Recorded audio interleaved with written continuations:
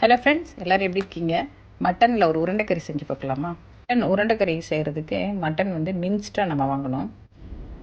பாத்திரம் சூடானோடனே 1 table spoon cooking oil சேர்த்துக்கலாம். 1 teaspoon பெருஞ்சீரகம், அப்புறம் 1 பெரிய வெங்காயம் நல்லா ஸ்லைஸ் பண்ணி அதையும் சேர்த்து வணக்கிக்கலாம்.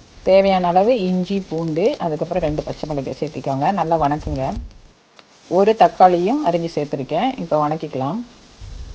வணங்கட்டும். 1 கைப்பிடி அளவு புதினா, 1 கைப்பிடி அளவு கொத்தமல்லி இலையும் சேர்த்து இப்போ வணக்கிக்கலாம். 1 கைப்பிடி அளவு பொட்டுக்கடலையும் சேர்த்துக்கலாம்.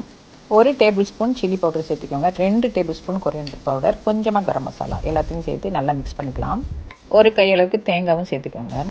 நல்லா மிக்ஸ் பண்ணி விடுங்க. சூடாகட்டும், நம்ம அரைக்கணும் அதை. இப்போ மின்ஸ்டு மட்டனை ரெடி பண்ணிக்கலாம். இந்த மின்ஸ்டு மட்டனில் சில்லி பவுடர் கொஞ்சம், பெப்பர் பவுடர், மஞ்சள் தூள், தேவைன்னா இஞ்சி பூண்டு, அப்புறம் கொஞ்சம் உப்பு சேர்ந்து நல்லா மிக்ஸ் பண்ணி வச்சுருக்கணும். அதுக்கப்புறம் சின்ன சின்ன உருண்டையாக பிடிச்சிக்கணும்.